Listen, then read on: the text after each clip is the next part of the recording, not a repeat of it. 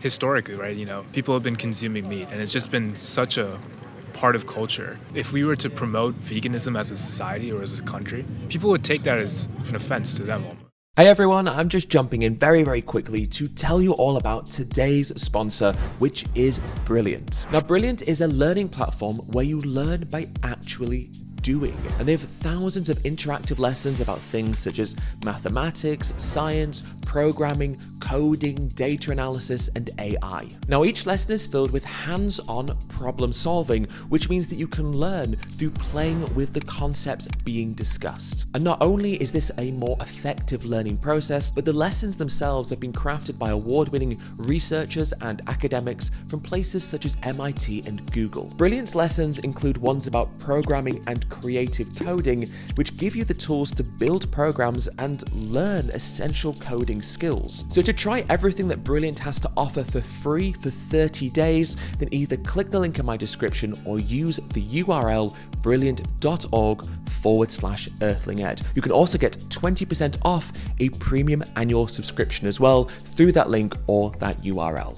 All right, guys, well, let's get back to the debate at hand, but a huge thank you again to Brilliant for sponsoring today's video. Hi Neil, it's a pleasure to meet you. My name is Ed, and today I'm at UCSD with a banner that says, "Give me your best argument for not being vegan." Just firstly, thank you so much for sitting down. I really appreciate it. But now, I suppose, I'm interested to know what your response is to the banner. Yeah, I was going to say, I think most of my diet is already pretty plant-based. Oh wow, good for you. I do incorporate, I do have chicken once a day though. And I think it's good to, at least for me, with regards to keeping the prices low and everything, it's good to find the balance. But yeah, I'd definitely be open to veganism. I think it's really interesting, the potential benefits it has. Right? Correct. I think in an effort to fight climate change, it would be a good first step for me just, to do that. Yeah, you hit on a really important point, which is the sustainability benefits of a plant-based diet, which are so significant and so fantastic. So it's great you're aware of that. But for the purposes of these discussions, what I really like is talking about animals, because I think it creates a bit more of a free-flowing kind of conversation. So do you think that what we do to animals is a moral concern? Yeah, I think, honestly, this may not sound like the nicest thing, but Sure. For me, I'm not living on the farm where I'm witnessing the animal being killed. Yeah. I just get the food in the supermarket. So it doesn't really mentally hit me, what's going on. Out of sight and out of mind, right? Yeah. But I think, when you consider some of the living conditions they're placed in, right, and the fact that you're breeding an animal to create more future product for you, and then you may eventually separate it from its family. Those are some personal things I wonder, how that may affect the animal individually. So, yeah. It's a very important thing to think about, isn't it? What their experience is. What is it about an animal that means that some of these things we just described are moral concerns? Personally, I consider the animals living beings, right? And, it's important to take into consideration that if you want a just and equal society for all humans, maybe why don't consider that same thing for the animals or society as well? And yeah, I think overall, also, even if you're looking from a human perspective, some of the conditions we use in farming for animals, where you have the chickens all cooped up, it affects the livestock which we will consume, right? Yeah.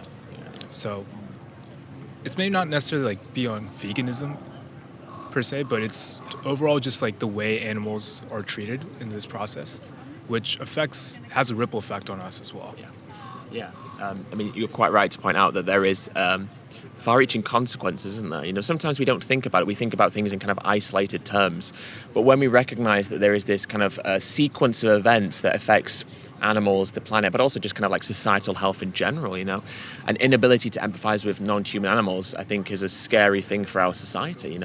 If someone has no compassion towards the other species we share this planet with, I think that's a worrying sign. So I think you're right. There are far-reaching consequences that go beyond just the actual, the actual meat product itself and what that, directly means for those who are harmed in the process. Okay, with that in mind then, I guess the reason I asked that question about like what is it about animals was to establish, that they are, as you say, living beings, conscious beings having subjective experiences. So they can feel and suffer, experience stress, all of these things that create what we would call like a subjectivity in their experience. Like you and I have subjective, individualistic experiences, as do they. And so with that in mind, one of the reasons why I'm vegan primarily is with the idea that if I can try to reduce the suffering and harm that I cause to others, then that seems like the right thing to do. So in the case of animals, do you think that reducing animal suffering is morally the right thing to do? I personally do, but then again, like I don't think I'm in a position to outright say that that is the right thing to do. This may just be like my personal opinion. Sure. Yeah. Well, okay, let's take an example. It's a relatively on-the-nose example. Let's say that a dog or a cat is walking past now, and one of the members of the audience here decides they want to kick that dog. Now, you and I might think, well, personally, that's immoral. But is it also just bad? Yeah, I mean, it was a conversation I had in my AP psychology class. Oh, yeah. The difference between ethics and morals.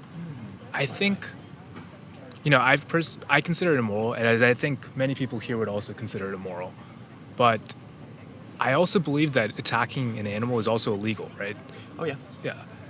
And I think, once you draw up the code of ethics that people have all agreed up to, then it's your job to live up to that. So I think with regards to some of the animal cruelty stuff that's happening, if it's not legally defined, I personally don't think that you can outright call it bad. It may just be like a moral thing. But does legality and ethics or morality, do they go hand in hand? Does legality equal morality? Yeah, definitely not, not necessarily, right? We had the civil rights movement, and we saw that, so many times our laws may not be exactly what we want to achieve as a society. So I think, with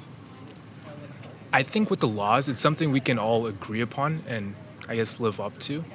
But you should continue to challenge them and push forward to what you believe in and what stands right with you morally. Yeah. I mean, we have to look beyond laws. Yeah, like you say, and like see what we stand for morally. And I guess with the dog, let's say that action did happen. We wouldn't say it's wrong because it's illegal. It's illegal because it's wrong, but it's not wrong because it's illegal. Like it wasn't okay before it was illegal. You know what I mean? And so whilst we may say that like what we do to animals in like farms and such is legal, that doesn't mean that it's okay simply because it's legal. And it doesn't mean that it's not bad just because it's legal. So something can be bad regardless of legal status. And so the reason I suppose I asked about kind of like the kicking of the dog being bad was to establish that outside of our own kind of like personal perspective, there is kind of something that defines it as being bad outside of that. Because obviously people's views of what's good and bad can vary, and someone who has an inability to empathize and is maybe a little bit sociopathic or psychopathic might not think that causing harm to another human is bad, but their personal feeling about it doesn't change the fact that it is bad. And so whilst it's great that we both agree on it, I don't think that means that it's okay if someone disagrees with us and thinks it is okay, because I think we should view what happens from the position of those who have been harmed, because it's a moral issue. There are many examples, of course. So I'm not really sure what the question is from that, but more just to say, do you agree that issues of morality should be viewed from that of the victim rather than the oppressor?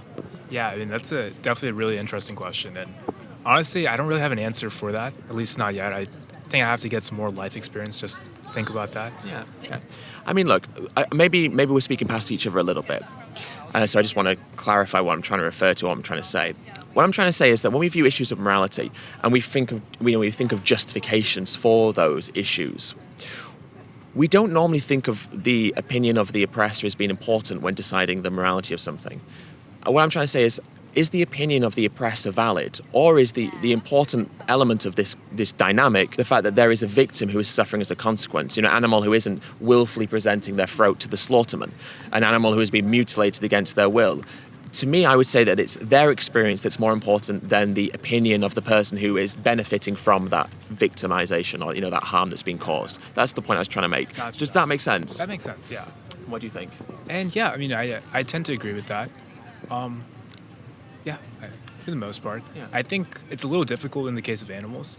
I'm not sure how you could measure suffering for them, whereas with the humans, you have the verbal kind of can hear for them. So yeah. I mean, it's interesting you say that, but we still can't quantify it. We still can't measure it. You know, I could stab you and you could say, that really hurts, but I have no idea like how much you're suffering compared to me. So we actually don't know how much each other suffers. And it's the same with animals. Sure, we don't know how intense that experience is compared to our own. Could be worse, could be less severe. But we do know that they vocalize. You know, they try to escape.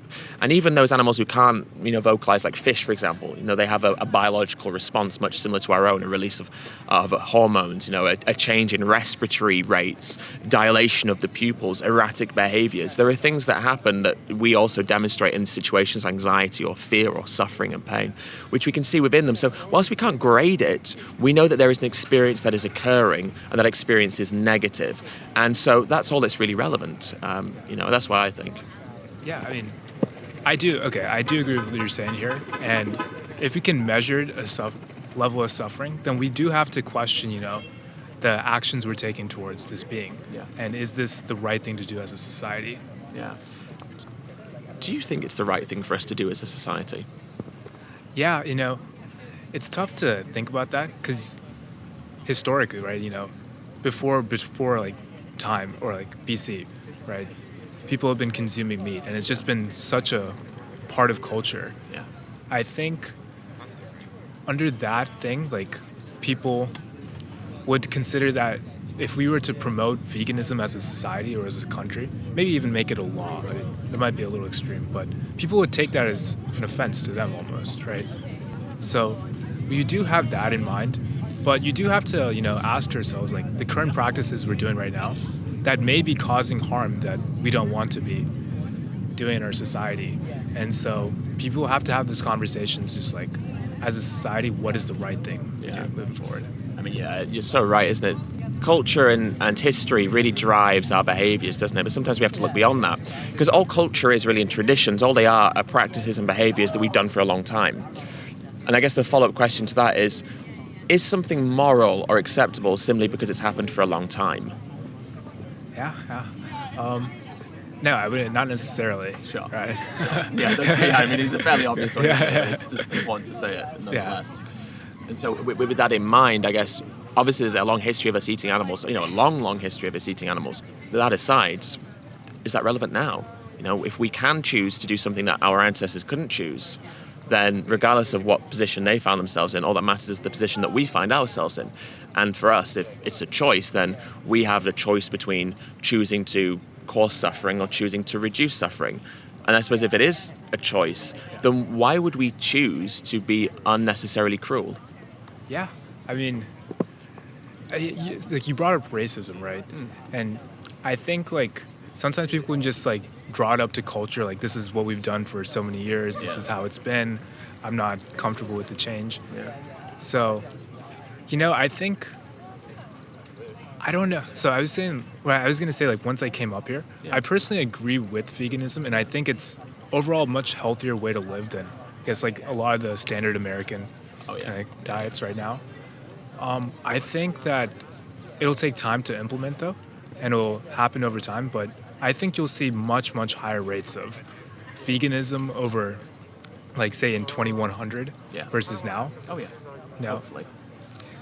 It's something that people, like, just especially in the younger generation, recognize as something that is immoral and also just better for the entire world, the ecosystem, the animals, etc. Yeah. I mean, I hope you're right that we're going to see it continue to grow and people beginning to recognize the merits of it. I won't keep you for too much longer because I know your friends are here waiting as well. But, you know, interestingly, for you wanting to work in tech, you know, cell-cultured meat is a big thing that's going to be, you know, hopefully a game changer in the future and stuff. I strongly believe as well, like you do, that things are going to move forward, hopefully quickly. And I suppose with that in mind, a question to kind of bring us slowly towards the end really would be to say, you know, if we recognize that change is inevitable, why not be a part of that change? Yeah, I agree. And it's definitely something like I thought about. Previous, you know, like I didn't really understand, like, I guess like I kind of just like washed away veganism. I thought it was like a very extreme kind of thing. And like, you know, I still consume dairy and like egg products, but I think about just meat, and it does have an impact. And I think, like you said, right? It's cruel to the animals, and if we have an opportunity to change, why not do it now?